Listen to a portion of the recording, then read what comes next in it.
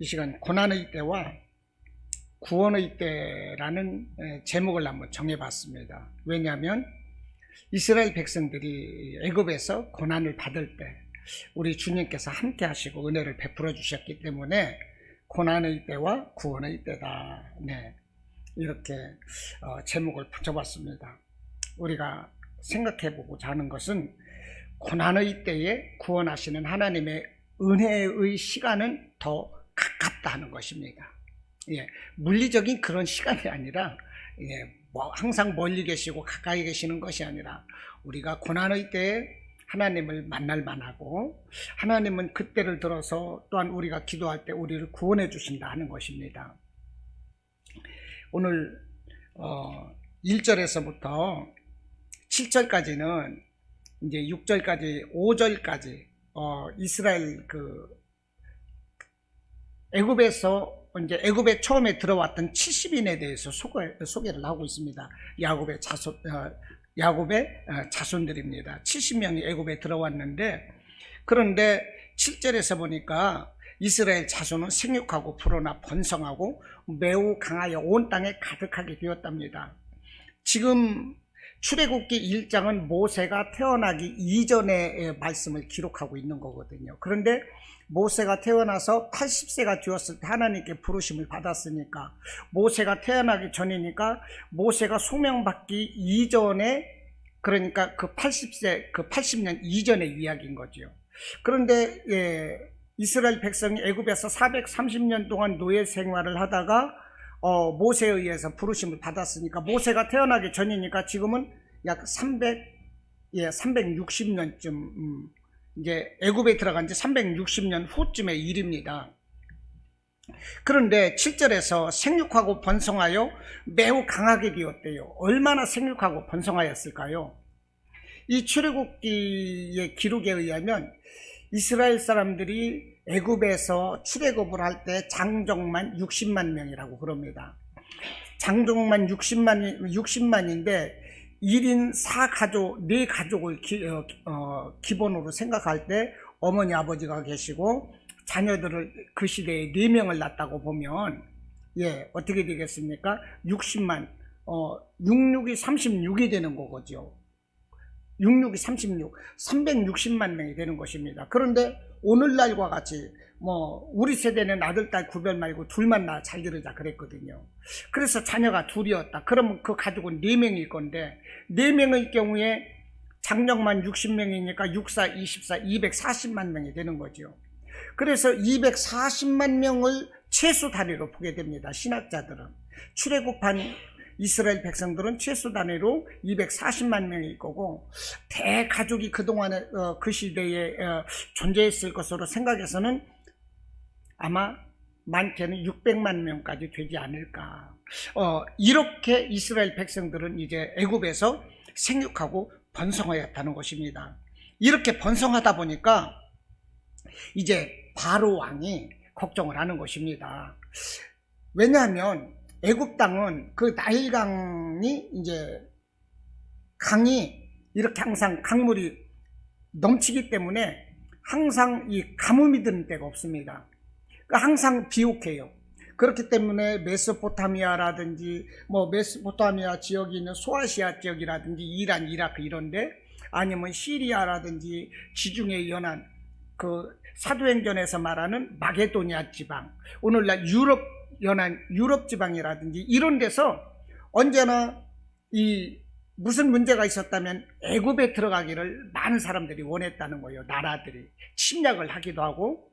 그런데 많은 사람들이 소아시아나 유럽이나 이런 데서 애굽으로 와서 교역도 하고 침략도 하고 막 그러는데, 그럴 때 이스라엘 사람들이 이렇게 생육하고 번성했으니 그들과 함께 붙어서 애굽을 치면 어떻게 되겠느냐. 그래서 안 되겠다. 이 이스라엘 사람들이 생육하고 번성하는 것을 좀 막아야 되겠다. 이런 꾀를 바로 왕이 냈다는 것이에요. 이런 꾀를 내서 이제 9절로 10절에서 이제 대책을 세우는 것입니다. 그래서 이스라엘 사람들에게 11절에서 보니까 무거운 짐을 지워서 괴롭게 하자. 그리고 13절로 14절에서 보니까 이스라엘 자손에게 이 일을 엄하게 시켜서 어려운 노동으로 말미암아 그들의 생활을 괴롭게 하자, 이렇게 했었습니다. 이렇게 하면 그들이 이제 생육하고 번성하는 것을 막을 수 있을 것이라고 생각했습니다. 어렵게 일을 하니까 언제 부부 잠자리를 하고 언제 생육하고 막 번성하고 이런 일이 있겠어요. 아무래도 어렵겠지요. 그런데 이렇게 이스라엘 백성들에게 고난을 더하고자 이렇게 애굽의 바로 왕이 꾀를 냈지만, 이때 하나님께서는 이제 이스라엘 백성들의 압제가 시작하자 이스라엘 백성들을 애굽으로부터 구원하시기 위해서 바로 2장에서 보니까 이스라엘의 지도자 모세를 준비시키더라 하는 것입니다. 이해가 되십니까? 네, 애굽의 바로 왕은 이스라엘을 괴롭게 하고자 더 이렇게 잔꾀를 내는 거예요. 지혜를 짰다고 좋은 말로는 11절에서 그랬습니다. 그런데 이렇게 이스라엘 백성들이 고난을 받을 때 하나님께서는 이스라엘 백성들을 구원하기 위해서 하나님께서 구원을 단계적으로 준비하고 계셨다는 것입니다. 그러므로 우리 하나님의 백성들이 이 고난 받을 때, 이것은 어떤 때입니까? 하나님의 구원의 때로구나. 할렐루야. 이렇게 생각하면 돼요. 우리가 견디기 힘든 고난을 만났을 때, 고통의 때에 지금이 바로 하나님이 일하실 때다. 할렐루야. 이렇게 생각하시기를 바랍니다. 하나님의 구원의 손길을 바라보시기를 바라요. 그리고 이 어려움을 극복해 나가시기를 바랍니다. 할렐루야. 사람은 고난의 때에 주어지는 말씀을 믿지 못해요. 고난의 때에 하나님의 말씀이 선포되더라도 무슨 그런 일이 있을 수가 있어. 성경적으로 하는 얘기지. 어떻게 우리에게 그런 일이 일어날 수가 있어? 어려울 거야. 이렇게 부정적으로 불신앙적으로 생각한다는 것입니다. 그러나 성경은 그렇지 않습니다. 하나님의 말씀은 그저 누구 듣기 좋으라고 위로의 말씀이 아닌 것입니다. 반드시 일어났던 일들이고 하나님께서 실행하실 일들이고 앞으로도 실행하실 일들을 하나님께서 성령의 감동으로 지어진 채, 이것이 바로 성경이라는 것을 여러분들 기억하시기를 바랍니다. 열왕기하 7장에서 보면 이스라엘이 이 아람 사람들인가요? 이 이스라엘을 이제 북이스라엘을 공격을 해가지고 포위를 하다 보니까 북이스라엘은 식량도 떨어졌지, 작은 생필품 하나도 구하는 것도 힘들고 식량도 떨어지고 그러다 보니까 물가가 엄청 올랐었다 이것입니다. 예를 들어서 뭐가 몇 세겔이다 이런 식으로 굉장히 물가가 올랐었어요. 근데 이럴 때 하나님의 사람 엘리사가 말을 했습니다. 보리 두 수아에 한 세겔로 이렇게 사람들이 살 수 있을 것이고, 이렇게 하나님께서 식량을 이스라엘에 풍성하게 공급해 주실 것이다. 엘리사 선지자가 이렇게 말을 했는데, 그 왕의 군대 맡은 자였던가 왕이 신임하시는 그 군대 장관이라는 사람이 말을 하기를, 하늘에 창을 내지 않고서야, 하늘에 구멍을 내지 않고서야 어떻게 이렇게 아람 사람들이 겹겹이 이렇게 포위를 하고 이렇게 둘러싼 상황에서 우리가 쉽게 식량을 구할 수가 있겠느냐, 어림도 없다, 이렇게 얘기를 했었습니다. 그런데 실제적으로 그때의 사마리아 성에 그 문둥병자 4명이 있었는데, 문둥병자 4명이 생각해 보니까 우리가 여기에서 성 안으로 들어가서 식량을 구한다 한들 성 안에도 굶어 죽을 것이니 우리도 거기 가도 굶어 죽을 것이고, 그런다고 그래서 우리가 여기서 있자니 여기서도 굶어 죽을 것이고, 그러니 우리가 차라리 아람 사람들에게 가서 항복을 하자. 그 사람들이 받아주면 좋고 안 받아주면 어차피 굶어 죽는 건 마찬가지니까 우리가 아람 사람들에게 가서 항복을 하자. 그렇게 해서요, 아람 군대들이 진진 성 안으로 들어갔어요. 들어가자 성 안에는 개미 새끼 한 마리도 안 보이는 거예요. 그래서 보니까 아람 사람들이 전부 다 달아나면서 놓고 갔던 식량이라든지 금은 보화라든지 가축이라든지 이런 것들만 즐비하거든요. 그래서 보니까 하나님께서 아람 군대들을 놀래키셨는데 그냥 막 함성과 군사들의 함성과 말소리와 병거 소리 이런 것들이 요란한 소리를 하나님께서 하늘에서 막 내신 거예요. 그러니까 아람 군대들이 듣기에 야 이거는 북이스라엘 사람들만의 군사들만의 이거 소리가 아니다. 이렇게 많은 이 큰 소리로 봐서는 애굽이라든지 다른 데서 막 이 군대들이 연합해서 우리 아람군을 지금 공격해 오나 보다. 이렇게 아람 군대들이 길에 겁을 먹고 나서 그냥 가지고 있던 이 무기라든지 재물이라든지 가축이라든지 말이라든지 이런 것들을 다 버려두고 혼비백산에서 도망가고 말았다라는 것입니다. 도망갔을 때 보니까 문둥병자가 그 성에 들어가서 보니까 그 성은 비어있고 양식도 많고 그래서 문둥병자 4명은요 실컷 거기서 먹고 금은 보아도 막 마음껏 갖다 감추고 그러다가 깨달아서 말하기를 우리가 이것을 우리들이 누리기에는 이것은 맞지 않다. 하나님이 우리가 이렇게 하면 우리에게 벌을 주실 것이다. 그러니 우리가 성에 들어가서 이와 같은 사실을 빨리 왕에게 알려서 모든 백성들이 다 이 굶주림을 면하게 해야 되겠다. 이렇게 해서 성 안에 가서 알렸습니다. 성 안에 가서 알려서 성 안에서 이제 이 군사들을 풀어서 확인을 해봤더니 실제적으로 아람 군대가 다 도망갔거든요. 모든 이 감나가는 것들 다 양식이니 뭐니 다 놓고 도망갔거든요. 그래서 이제 그 처음에 엘리사 선지자가 보리 두 수알을 한 세겔에 살 것이다 이런 예언을 했지 않습니까? 쌀과 보리와 이런 식량을 살 것이라고 값싸게 살 것이라고 예언을 했는데 하늘에 창을 내지 않고서야 어떻게 이런 것을 살 수 있겠느냐 이렇게 부정적으로 말했던 이 군대 장관 열왕기하 7장 1절로 2절 같은데요. 이렇게 말했던 군대 장관에게 그 책임자로 세워서 그 성을 지키게 했습니다. 그때 백성들이 너는 필요 없다. 너같이 무능한 사람은 필요 없다. 그러면서 그 사람을 발로 밟아서 죽여버렸다는 거예요. 근데 그 사람이 군대 장관이 엘리사 선지자가 말을 할 때 이 땅에는 다시 식량이 있을 것이고 얻어질 것이고 하나님의 은혜가 있을 것이다 말을 할 때 그것을 믿지 못했다는 것, 저는 그것을 말씀드리는 거예요. 고난의 때에 하나님의 말씀을 통해서 하나님이 우리와 함께 하신다는 그 말씀을 주시면 그것을 내가 믿을 때 그것이 보게 된다는 것입니다. 할렐루야. 믿기 어렵지만 그러나 그 말씀을 믿으라는 거예요. 고난의 때에 하나님이 함께 하신다는 것을 말씀이 주어질 때 그 말씀을 믿으라는 것입니다.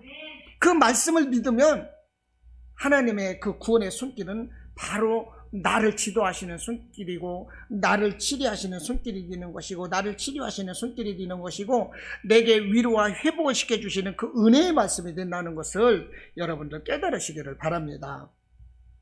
이와 같이 고난의 때에 하나님은 또한 우리를 구원하시는 구원의 때가 된다.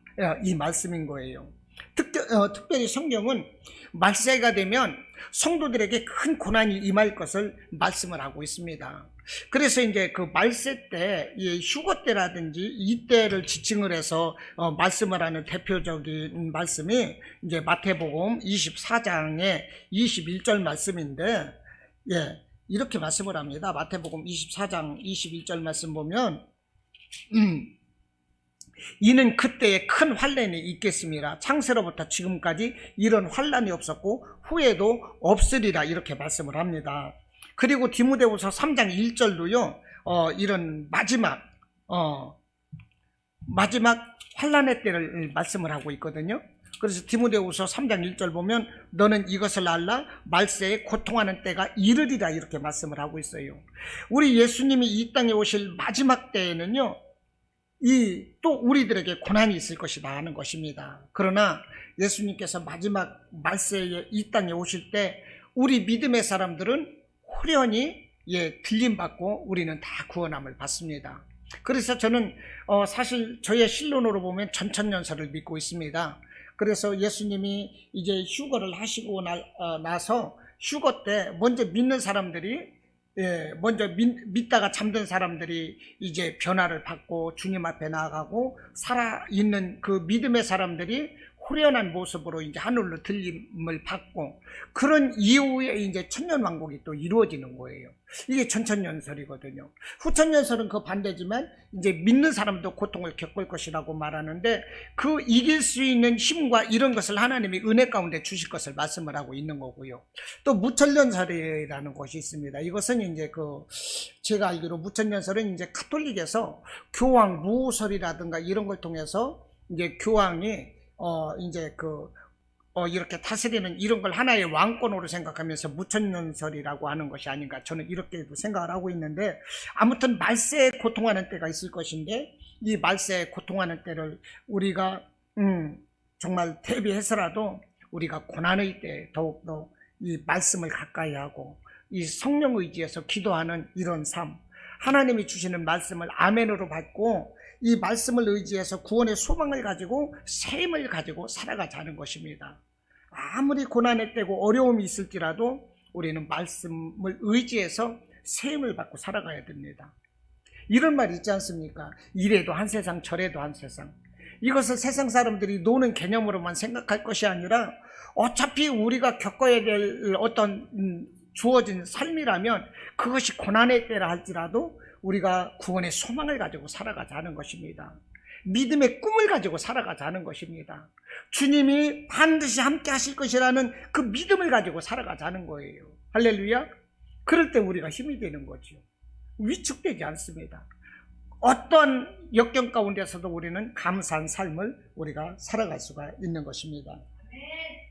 또 생각해 보고자 하는 것은, 교회는 박해를 받을수록 더욱 부흥하고 확대될 수밖에 없다는 것입니다. 예, 오늘 출애굽기 이제 1장을 읽었는데 1장 12절 말씀 보면 1장 12절 말씀 보면은 뭐라고 합니까? 그러나 학대를 받을수록 더욱 번성하여 퍼져나가니 애굽 사람이 이스라엘 자손으로 말미암아 근심했다고 말을 합니다. 바로는 더 많은 괴로움을 주고 막 일을 시키고 그랬거든요. 중노동을 시키고 이렇게 했는데, 그럴수록 학대를 받을수록 12절에서 보니까 이스라엘 백성들은 더욱 번성하고 퍼져나갔다는 것입니다. 이스라엘 백성, 이 고난받는 이스라엘 백성은 영적으로 볼 때에 오늘날 교회와 같은 것입니다. 여러분, 교회는 박해를 받으면 받을수록 더욱 성장한다는 사실을 교훈해 주는 것입니다. 여러분, 교회가 무엇입니까? 성도입니다. 우리 믿음의 사람들은요, 고난의 때에 더 기도하고 하나님 앞에서 영적으로 발을 서게 되는 거예요. 할렐루야. 믿으십니까? 교회는 고난의 때에 더 번성하고 확대되는 것입니다. 수천 년 역사 동안에 교회가 예배를 못 드리고 교회가 위축되거나 이런 적은 없어요. 어떤 그 학대 가운데서도 핍박 가운데서도 교회는 든든히 서왔습니다. 왜 그렇습니까? 우리 예수님의 몸된 교회거든요. 우리 주님의 보혈로 세우신 교회거든요. 교회는 절대적으로 사라지지 않습니다. 그래서 박해를 받을수록 교회는 더욱더 이 부흥을 하는 것인데, 이 좋은 예를 들자면, 성경상으로 예를 들자면 그렇습니다. 이 헤롯 왕이 아주 핍박이 심할 때, 헤롯 왕의 핍박의 절정이 달할 때, 그리스도인들은, 이 초대교회 그리스도인들이 감옥에 갇히고 온갖 순환을 겪었습니다. 예, 온갖 순환을 겪었어요. 이럴 때 야고보 사도도 순교를 했고, 처음에는 그 사도 사울도 빌립보에서 복음을 전했다, 루디아 그 빌립보 교회를 세웠지만서도 거기에서 또 그 빌립보 감옥에 갇혀 있고, 이런 때가 언제냐면 초대교회 순환기다 하는 것입니다. 사실 엄청난 고난을 겪었어요. 그런데 이렇게 초대교회가 고난을 겪을 그때에 사도행전 12장 24절은 더욱더 교회가 흥왕했다, 이렇게 적고 있다니까요. 핍박 가운데 있을 때 교회가 더욱더 흥왕했다는 것입니다. 그리고 로마 교회가 엄청난 박해와 그 시련 가운데서 살 때, 그 로마의 포로로 끌려갔던 사람들, 그들이 어땠습니까? 위축되지 않았어요. 그들은 예배를 생명을 걸고 지켰습니다. 그래서 그들 어땠습니까? 막 경기장에 그냥 사자밥으로 막 던져 넣어주기도 하고 별의별 일이 다 있었잖아요. 로마 대화재 때 이것이 뭐 네로가 이것을 화재를 내고서 이 화재의 그 죄를 이스라엘 이 백성들에게 뒤집어셔서 다 이렇게 살육을 하고 사람들은 이 숨어서 카타콤 속에서 거기에서 무덤을 만들면서 거기서 신앙을 이루며 살고, 그들은 결코 신앙을 포기하지 않았고요. 결국 어떻게 됩니까? 313년도에 로마는 콘스탄틴 그 황제 때에 밀란 칙령을 통해서 로마에서 기독교도 자유롭게 예배를 드리라, 이런 명령을 내리게 되는 거예요. 이거 밀란 칙령이라고 그래요. 기독교인들도 이제 자유롭게 예배해라, 어떤 종교처럼, 이런 명령을 내린다니까요. 그리고 그동안에 기독교인들이 많은 사유재산을 다 빼앗겼었는데 이자 쳐서 대가 없이 조건 없이 다 돌려주어라, 이렇게 되는 거예요. 그리고 그 당시 로마는 그 연대가 로마의 어떤 그런 그 연대를 가지고 살았다는 거예요. 로마, 지금은 서기 아닙니까?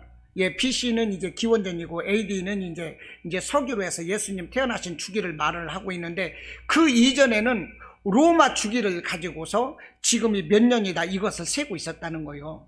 그래서 로마 주기 그때가 753년인가 이렇게 됐을 때 비로소 로마에서 로마 이 기원은 필요 없다, 예수님이 나신 것이 진짜다 해서 AD와 BC로 나눠진 것이 이 로마에서 이렇게 됐다는 거예요. 이스라엘 사람들이 만든 것이 아니라 사실은. 그러니까 결국 뭡니까? 그렇게 이스라엘 사람들이 박해를 받고 로마 시대에도 박해를 받고 많은 사람들이 죽고 고난을 겪었지만, 결국 그 어떠한 사람들도 어떠한 단체 어떠한 그 누구도 기독교를 핍박하거나 그것으로 인해서 기독교가 위세가 축소가 되거나 뭐 멸망하거나 그러지 않았다는 거예요. 할렐루야. 이것이 기독교의 저력인 것입니다. 왜냐? 예수님의 교회거든요. 우리는 예수님의 교회인 것입니다. 교회는 고난의 피를 먹으면서 자란다 해도 과언이 아닌 것입니다. 이 교회가 박해를 받지 않고 평안할 때는요, 오히려 성장이 정체되고 부패해졌다는 거예요. 그와 같은 경우를 사사기에서 볼 수 있어요. 이 이스라엘 왕정시대에서 볼 수가 있는 것입니다. 왕이 세워지기 전에 사사시대 때 보십시오. 그들이 평안해지면 이방민족의 신을 막 따랐고 우상에 빠지는 거예요. 그 하나님이 또 이렇게 채찍을 들고 그러면 또 회개하고 돌이키고, 또 평안해지면 또 이방 우상에 빠지고 범죄하는 거예요. 그런데 그와 같은 그 과정은 왕정기에서도 똑같다는 것입니다. 이스라엘 왕 때도 다윗 왕 시대 때부터 이 멸망하는 마지막 시드기야 여호야김까지 계속적으로 그것은 반복되고 있다는 거예요. 그러므로 우리는 이 고난을 하나님의 저주로만 생각하지 말고, 내가 고난을 받는다면 이 고난 속에서 하나님께서 나를 통해서 이루시고자 하는 것이 무엇일까? 할렐루야. 이런 것을 생각한다면 더 성장한 신앙 아니겠습니까? 성숙한 신앙인 거죠. 한 집안에서도 자녀가 성장하고 성숙해지면 얼마나 그게 이 부모 입장에서 기쁨이 됩니까? 우리 하나님도 그러실 거 아니겠어요? 우리가 성숙한 모습으로 이렇게 살아간다면, 고난 앞에서도 더욱더 성장해가는 이 성도들의 모습을 본다면 하나님께서 얼마나 기뻐하시겠느냐 하는 거예요. 고난 앞에서 우리는 좌절하고 낙심하고 쓰러지는 것이 아니라 더욱더 우리는 믿음은 성장해야 되는 것입니다. 더욱더 하나님을 바라보고 하나님의 뜻을 깨닫기를 애써야 되는 것입니다. 이 바로의 막강한 권력이 함께 하시는 하나님의 백성들의 번성함을 막지 못했던 것처럼, 오늘날 우리에게 있는 이 권세를 성경은 공중 권세 잡은 권세다 이렇게 말을 해요. 이게 무슨 말이냐? 국가의 정치 권력, 이런 것을 공중 잡은 이 권세라고 사실 이 말을 할 수가 있는 것인데요. 국가에서 어떤 권력이다 할지라도 교회 성장을 결코 막을 수는 없는 것입니다. 국가에서 어떤 힘을 가지고 있다 할지라도 교회 예배를 막을 수는 없어요. 지금 이스라엘 백성들이 어떻습니까? 막 생육하고 번성하고, 그러니까 이 이스라엘 백성들의 생육하고 번성하는 것을 막기 위해서 막 고난을 주는 거예요. 생육하지 못하고 번성하지 못하도록 이 바로는 온갖 행패를 부리고 있는 거거든요. 이제 금요일 날부터 제가 15절부터 보려고 그러는데, 히브리 산파들에게 가가지고 이스라엘 여인들이 아이를 낳게 되면, 사내 아이면 그냥 이 잘못해서 죽는 척하고 죽이라, 이렇게 명령을 내리지 않습니까? 이런 행패를 부리고 있다는 거예요. 그런데 이 바로왕 애굽의 행패가 그때로 끝난 것입니까? 저는 오늘날 우리가 직면한 시대가 이 애굽의 바로왕 치하에서 우리 기독교인들이 살아가고 있지 않는가, 저는 감히 이렇게 생각을 합니다. 왜 그렇습니까?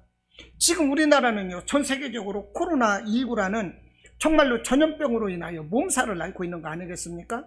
사실은 이게 코로나인데, 이게 사실은 중국 우한에서 나타났던 거거든요. 우한에서부터 나타났고, 우한에서 있던 이 교회들, 막 이 동영상에 보면 그 옥상에서 철탑을, 크레인을 동원해서 부수고, 그냥 부수는 것뿐 아니라 불을 질러가지고 불에 타고 성도들이 막 눈물을 흘리며 막 통곡을 하지 않습니까? 그 사람들을 다 핍박을 해버렸어요. 그런데 중국 우한에서 제일 먼저 죽었던 사람들이, 그 우한 폐렴으로 죽었던 사람들이, 제일 먼저 핍박한 사람들이 죽었다고 하더라고요. 예, 저 하나님의 심판이시겠죠. 근데 우리나라 보십시오. 이 코로나19 때문에 교회 예배를 못 드리게 하고 있어요. 이것은 완전히 행패 수준이다. 이거 행패 수준. 이것은 뭐 깡패 수준인 거예요. 깡패 수준. 저는 이렇게 말씀드리고 싶어요. 정말 이거 깡패들이 행패 부리는 거지. 지금 코로나가 제일 확진율이 높은 곳이 어디냐면 백화점이랍니다. 두 번째가 직장이요. 세 번째가 의료기관. 네 번째가 종교기관이요. 그런데 네 번째 종교기관은 예배를 못 드리게 하고 있어요. 그러면서 백화점, 현대백화점에서 70명 나왔는데 그 자리에만 소독하고 다 들어가도 괜찮아요. 응? 전철이고 버스고 남자고 여자고 막 몸을 비비면서 막 타도 괜찮아. 와, 콜라텍에 가서 춤춰도 괜찮아. 체육관에서 마스크 벗고 운동을 해요. 그래도 괜찮아요. 그러면서 정부에서 하는 얘기가 10시까지 규제한대요. 백화점 8시면 문 닫거든요. 말장난 하는 거예요. 그러면서 확진율 4번째 발생하는 교회에서는 예배를 못 드리게 하는데, 이 여의도 순복음교회 보십시오. 12,000명 들어가는 교회에 19명 예배를 드리라고 하면 그 예배 드리라고 허용한 겁니까? 드리지 말라고 한 겁니까? 드리지 말라고 한 거지. 이것은 드리지 말라는 것보다 더 얄미운 거지. 사람 가지고 노는 거지. 기독교인들 가지고 노는 거라니까요. 이런 시대를 우리가 살고 있어요. 사랑의 교회 7,000명 들어간다고 그러더라고요. 소강성 목사님 교회에 5,000명 들어간다고 하더라고. 아니 19명 드려요. 19명. 그러면 오늘도 제 친척이자 제 친구뻘 되는 동기한테 전화가 왔어. 안성에서 이 큰 공장이 있는데 대기업에 들어가는 플라스틱 같은 거 공장장 다음에 두 번째 위치라고 하더라고요. 그러다 보니까 코로나에 대해서 굉장히 신경 쓰더라고. 대기업 납품하다 보니까 코로나로 14일간 격리해서 공장 문을 닫으면 대기업에서 난리가 나고 손해배상 청구 들어온답니다. 거래처 끊어진대요. 그건 이해가 될 만해. 그런데 교회가 코로나의 온상인 것처럼 알고 있는 거예요. 왜 이렇게 알고 있는 것입니까? 이 정부가 고도의 심리전으로 이렇게 정부에서 만들었다는 거예요. 교회에서 예배드리면 코로나가 다 걸리고 다 죽는 것처럼 정부에서 이렇게 조장을 한다니까요. 정부에서는 백화점이고 콜라텍이고 운동하는 체육관이고 어디든지 다 그냥 내버려 두니까 사람들이 그런 데는 신경을 안 쓰는 거예요. 그리고 교회만 신경 쓰게 만드는 거예요. 그러다 보니까 지금 교회도 어떤 교회는 비대면을 하고 어떤 교회는 예배 드리는 교회도 있어요. 교회 간에도 지금 막 서로가 이질감이 막 벌어지고, 이게 뭡니까? 고도의 심리전이라니까요. 정부에서 이 기독교인들이 이걸 깨서 좀 알아야 되는데 이걸 모르는 거예요. 식당에 가서 밥 먹고, 응? 찌개 그릇 양푼에다 막 숟가락 놓고 젓가락 놓고 같이 퍼먹어. 그때 없는 거지. 참, 그런데 이 교회 와서 예배 드리면 마스크 쓰고 하는데도 뭐 없는 것처럼.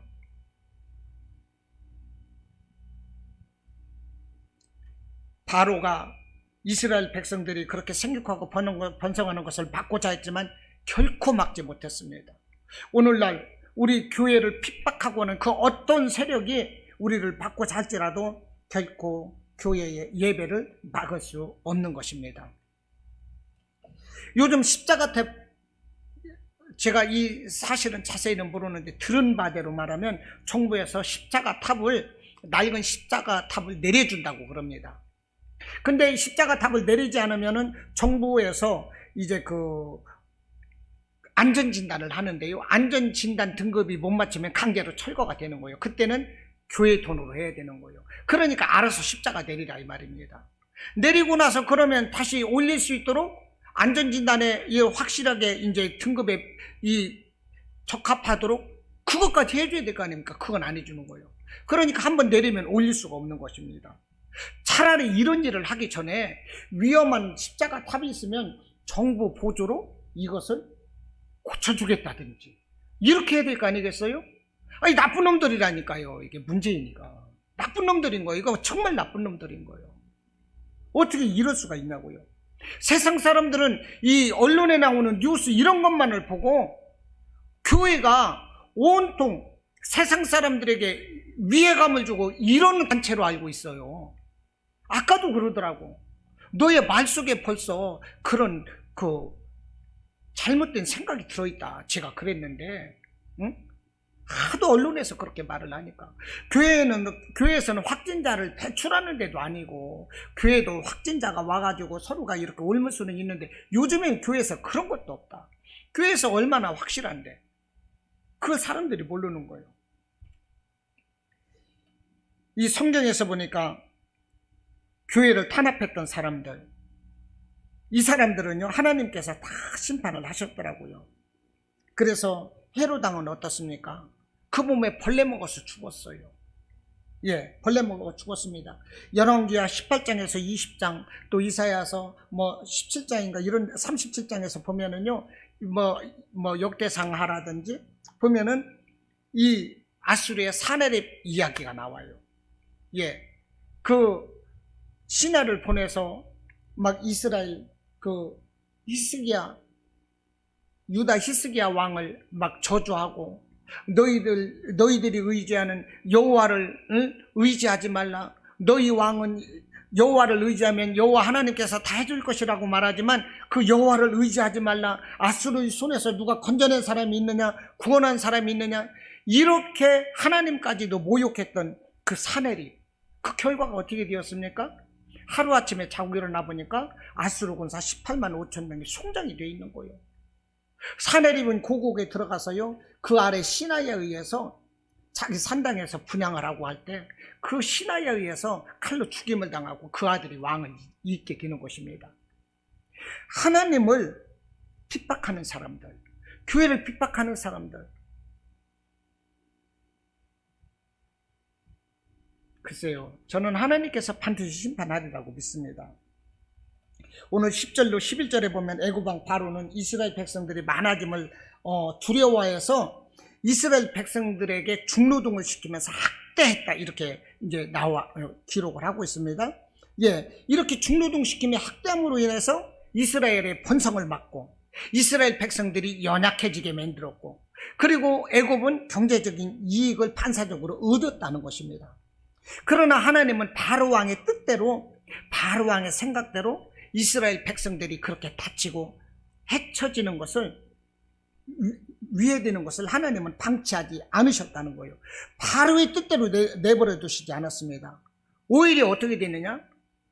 이스라엘 백성들을 해치려고 했지만 나중에 가서 애굽의 장자들이 다 죽게 되잖아요. 나중엔 출애굽을 할 때 홍해바다를 건널 때 이스라엘 백성들은 다 건넜지만, 마른 땅처럼 건넜지만 뒤쫓아오던 애국 군사들은 다 홍해바다에 수장되어서 죽었다는 거예요. 뿌리는 대로 거두는 것입니다. 하나님을 핍박하고 교회를 핍박하고 이러는 사람들은 정말이 좋지 않다. 성경은 말씀을 하고 있는 거예요. 그리고 오늘 12절에서도 이스라엘 자손들이 학대를 받을수록 더욱 번성하고 퍼져나가니 애굽 사람들이 이스라엘 자손들로 인하여 근심했다, 이렇게 말을 합니다. 여러분, 우리 믿음의 사람은 결과적으로 승리합니다. 할렐루야. 믿는 사람도 고난당할 수는 있어요.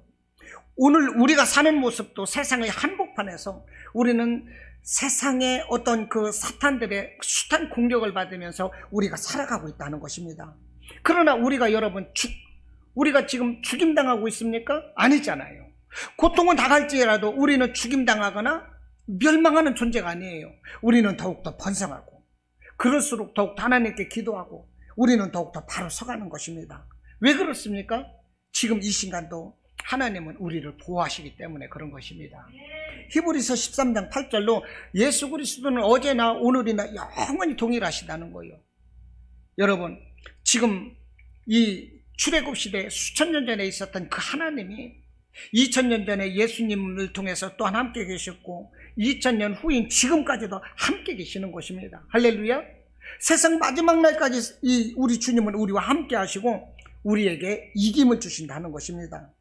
이와 같은 사실을 여러분들 바로 아시고, 우리에게 어떤 두려움이라든지 근심을 줄 만한 이런 고난이 있다 할지라도 여러분, 고난 앞에서 믿음을 저버리는 이런 어리석은 일을 우리는 절대로 해서는 안 되는 것입니다. 우리에게 고난이 있을수록 더욱더 하나님 앞에 기도하시기를 바랍니다. 할렐루야. 더욱더 기도하세요. 이 고난을 통해서 하나님 내게 깨달음 주시는 게 있어. 나를 통해서 이루시고자 하는 게 있어. 이 고난을 통해서 하나님이 말씀하시는 것이 있을 거야. 그것이 무엇일까? 여러분들 그것을 깊이 묵상하시고 말씀과 기도 가운데서 그것을 깨달으시기를 바랍니다. 그래서 하나님이 주시는 위로도 얻으시고 우리의 삶도 회복되시고 소망 가운데 날마다 더욱더 승리하는 복된 삶이 되시기를 주님의 이름으로 축원합니다. 아멘. 우리 이 시간